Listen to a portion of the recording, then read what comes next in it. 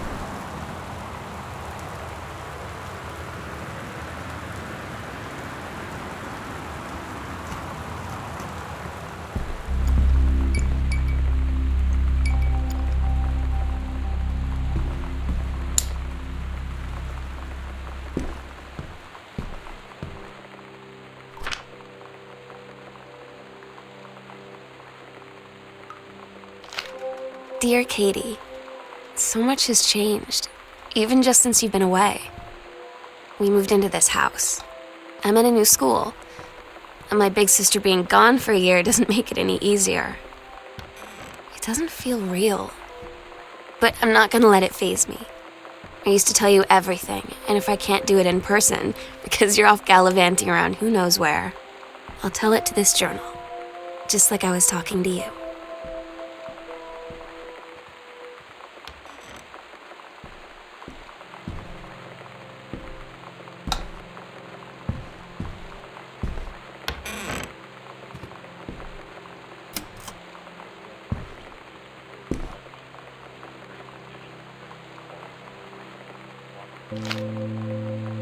Oh my God, you are so lucky you finished high school before we moved into this house. So, it's the first day of school, and there I am, introducing myself to the class, and I say that I just moved into the house on Arbor Hill. All of a sudden, every kid in the room turns and just stares like I suddenly transformed into a mutant. I just stood there, wishing pretty hard for a rewind button. Because now maybe nobody knows my name, but they all know who I am. The Psycho House girl. Great. Northwest Weather Service reports high winds and torrential rain conditions affecting the following counties: Austin County, Boone County, Dawn County, Tacoma County, and Wistaria County. Residents are strongly urged to stay indoors and secure all windows and doors. Flood conditions are expected at lower elevations.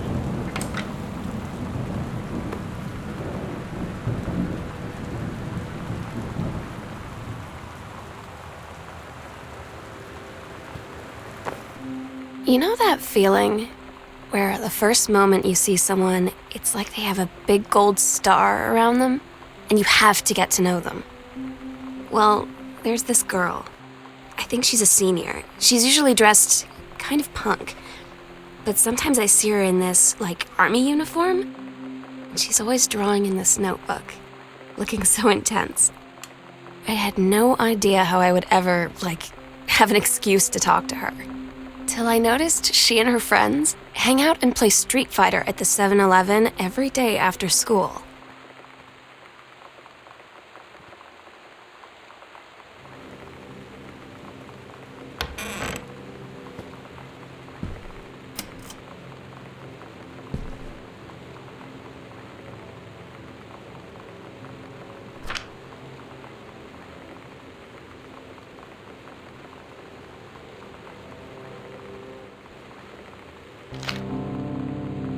When you live in one place your whole life, your next door neighbor is kind of like your default friend.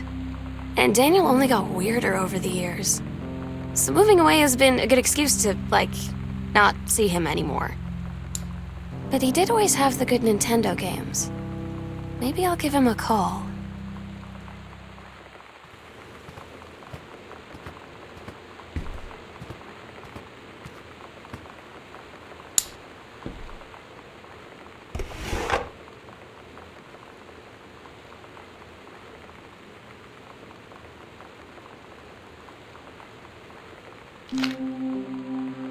So you know what they say about the best laid plans of mice and men?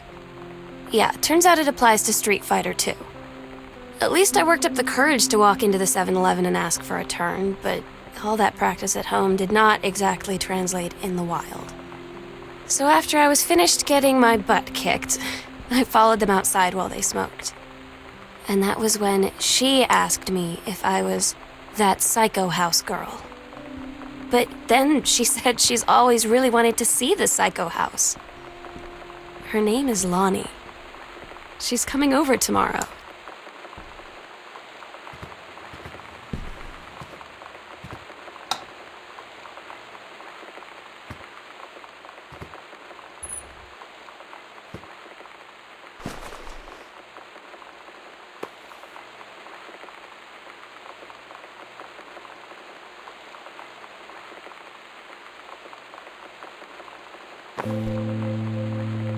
It's weird hanging out with girls.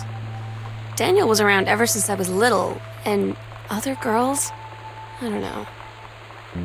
But being around Lonnie is like instantly just right. I gave her the grand Psycho House tour and took my revenge on Super Nintendo. And it was like, I don't know, I finally found someone I feel normal around. I drove her home and she gave me this tape and said, "You have got to listen to this." I haven't stopped playing it since.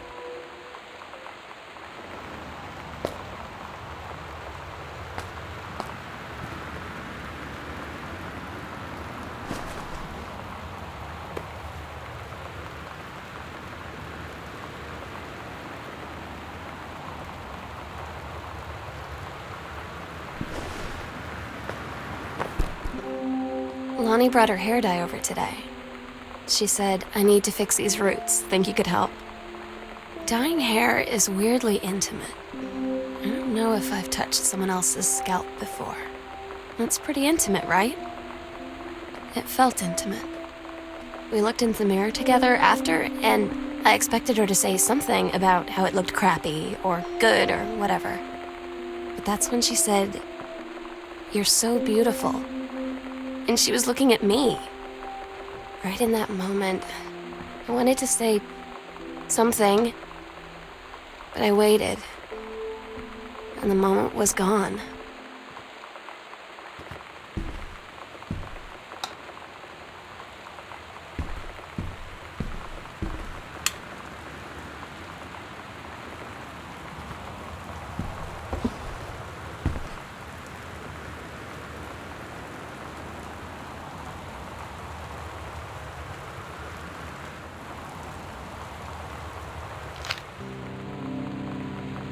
Sometimes you just have to lie to Mom and Dad.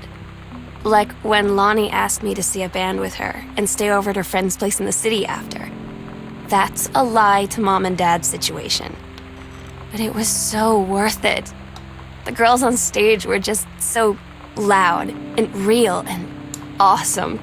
And everybody was moving together like one huge tide of sound. Between two songs, Lonnie leaned over and said, "How do you like your first show?" I was so happy. I felt tears starting in my eyes. And then she up and hugged me. I think she could tell.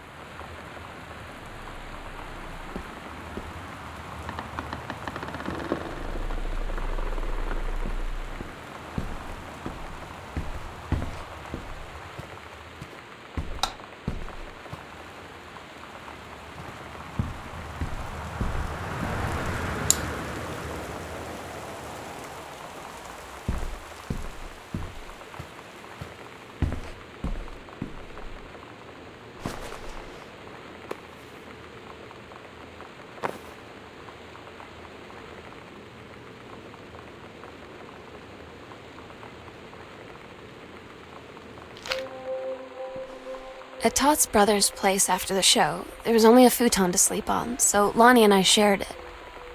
The lights went out. I was turned toward her. My eyes started to adjust, and then I could see she was looking at me, too. In the dark, she smiled. My heart was beating so fast.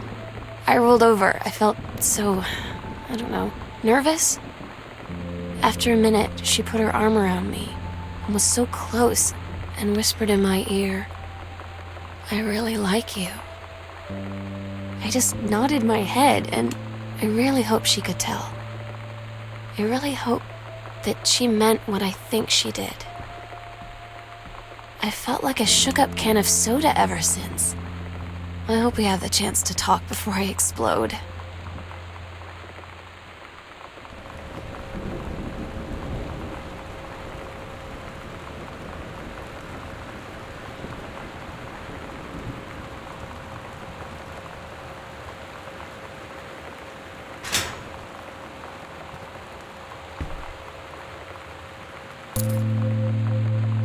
Lonnie came over today. Everything was different.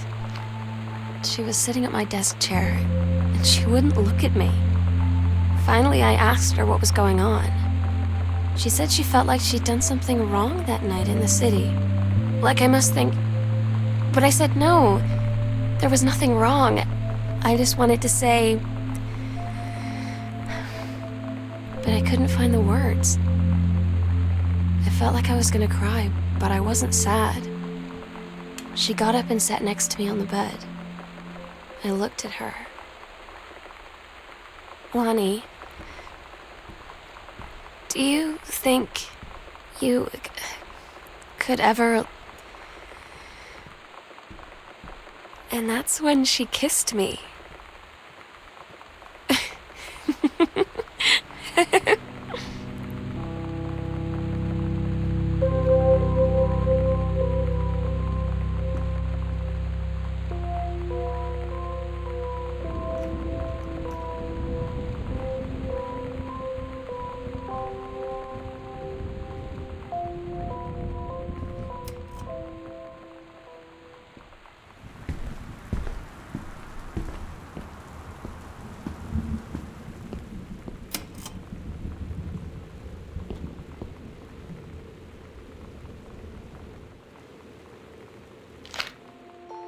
It's different now.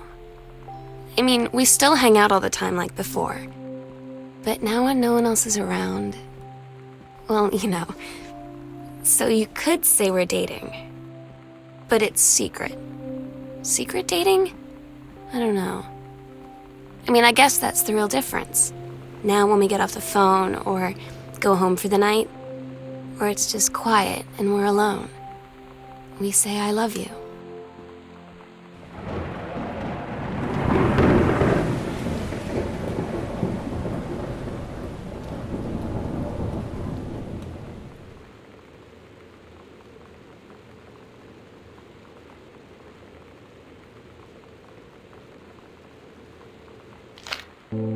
I'm so stupid sometimes.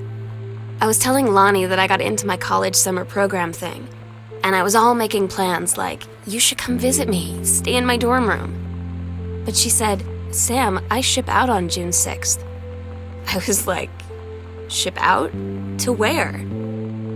She said, to basic training. What did you think I was doing all that ROTC stuff for? I guess she's been planning to join the army right after high school since she was like 12. And I guess she's really going to do it. So I was like, after graduation, I'm just never going to see you again? She said, let's just have fun while we can.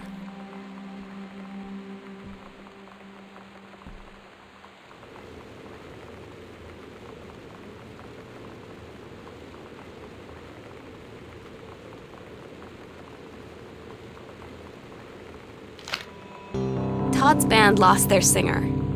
Todd said he sucked. Lonnie said he got sick of Todd's shit, and he was complaining about needing a new singer. So Lonnie was like, I can sing.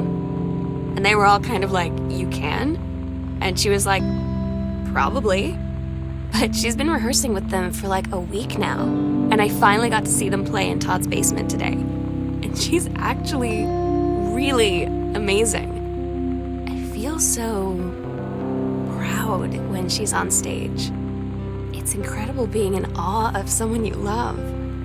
So everybody knows it's like a temporary situation till she ships out in June. But till then, I'm gonna be at every single show.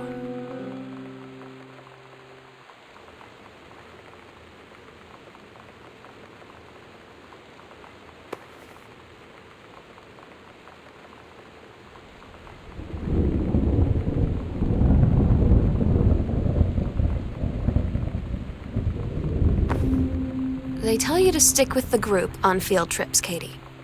There's a reason for that. Lonnie and I snuck off on the side paths at Multnomah Falls and got a little lost. Okay, a lot lost. Like, for hours. Right before the bus left, we found a trail and came running down the path, soaked and covered in mud, shouting for the bus not to leave. The school called home. Mom and Dad said, "You didn't get into trouble like this before you met that Lonnie girl." But I don't think they know about us. The kids at school, though, I'm really afraid that's a whole other story. Stick with the group, Katie. Stick with the group.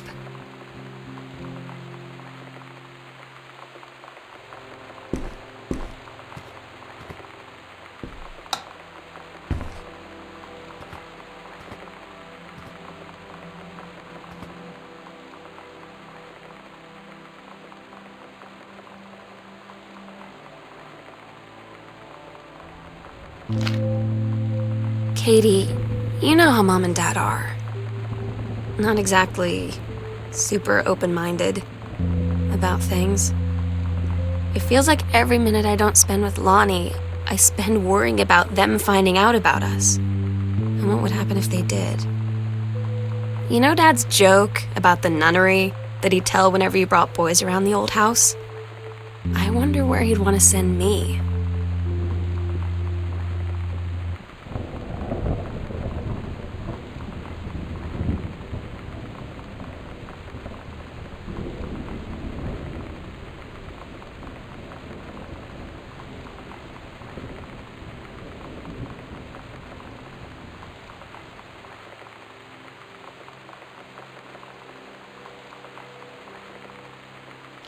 I don't get Lonnie sometimes.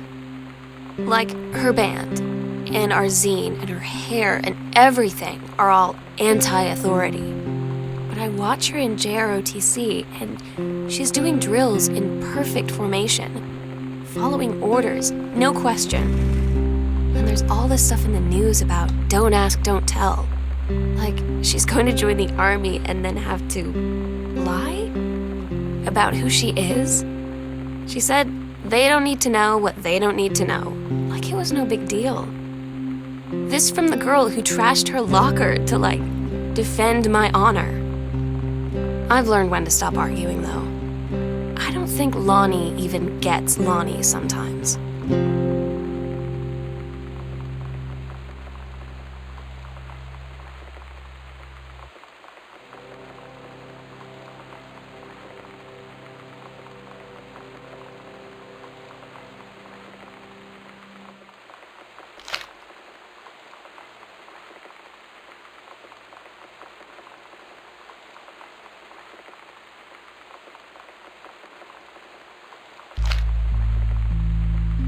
I had an interesting talk with Mom and Dad tonight.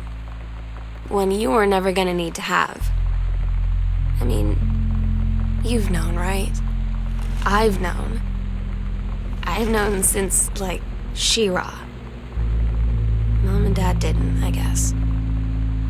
But they saw the zine and the stuff on the locker, and they were like, is there something we should know about you and Lonnie?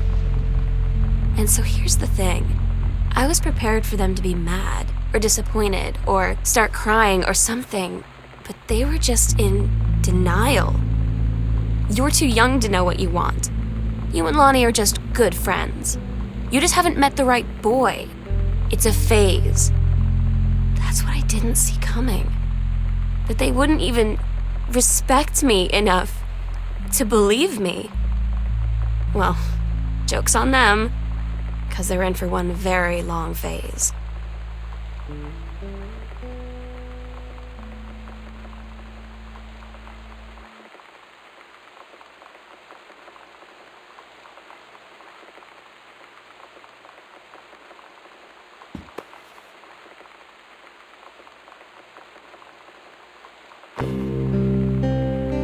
I asked Lonnie what she had to do to get ready to ship out for basic training. She said, not a lot, really. You're not allowed to bring anything with you. You have no possessions, no contact with the outside world while you're in basic. You just train hard every day, and then you deploy from there. So, they'll just send her away. To who knows where. The other side of the country, the other side of the world. My mind, can't process it. She's really going to be gone. Just gone.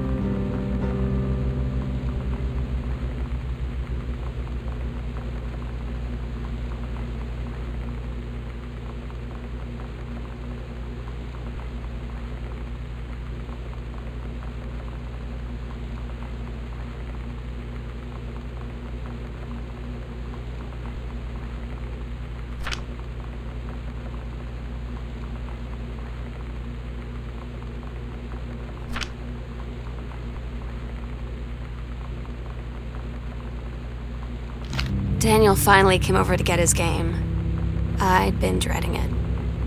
But he brought this story with him that I wrote when we were little. I started reading it, and then there I was, crying at the kitchen table. He asked what was wrong, and I was thinking about how we used to be friends, how much I'd taken for granted. But instead, I told him about school, and Dad, and Lonnie. And then how sorry I was that I wasn't his friend anymore. He gave me a hug and said it was going to be okay. For some reason, I almost believed him.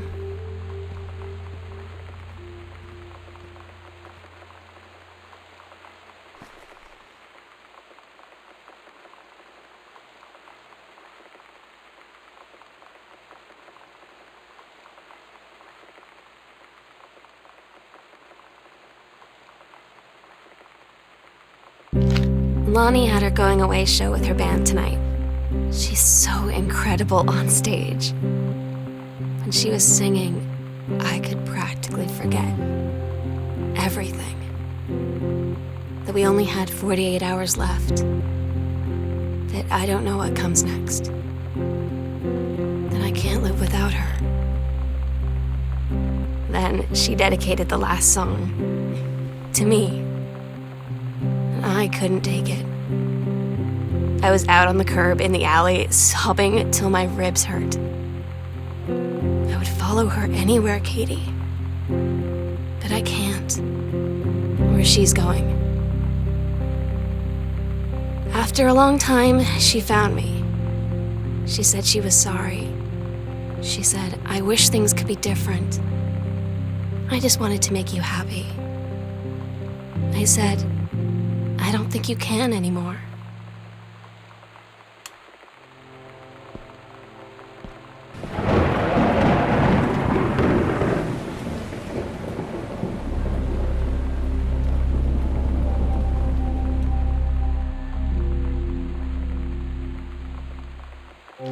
We agreed our last night together would be our happiest ever, and we'd forget tomorrow was going to come at all. It worked for a while. We had a good time seeing Oscar off, then ran up to the attic to look through our photos, to find one for Lonnie to take with her. And looking at them, I realized they were all in the past, and there wouldn't be any more. And I didn't know what I was going to do. And I cried, and she held me. She said she knew it was hard, but life would move on. I said I didn't want my life to keep moving without her. That's when she cried too. I was so exhausted, I must have fallen asleep like that, in her arms. In the morning, I woke up, and I was finally alone.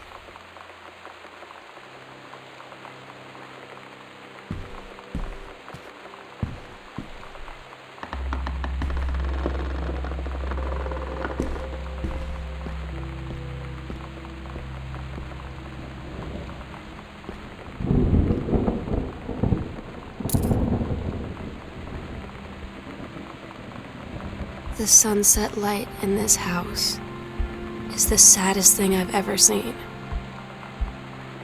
I just want to sleep. When I'm in the attic, it almost feels like Lonnie could still be here. She's just downstairs. I'm just waiting to hear her pull down the hatch and come running up. Maybe I'll go up to the attic and wait.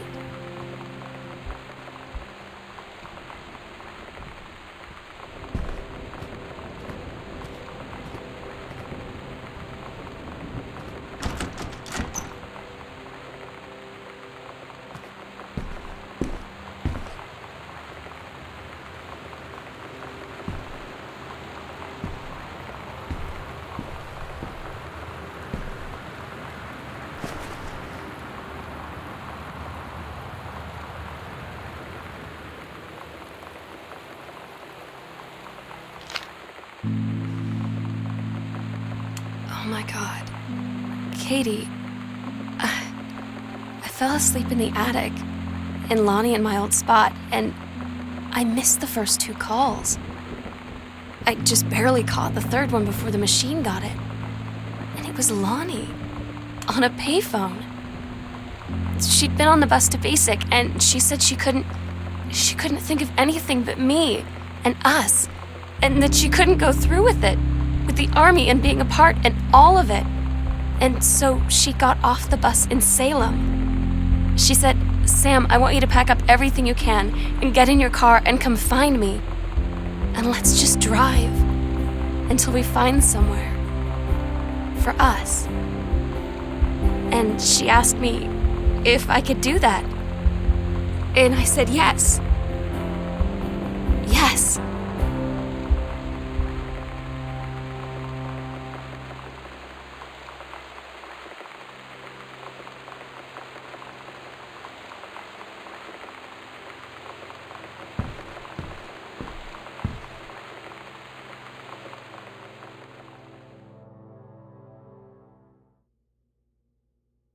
Katie, I'm so sorry that I can't be there to see you in person, that I can't tell you all this myself.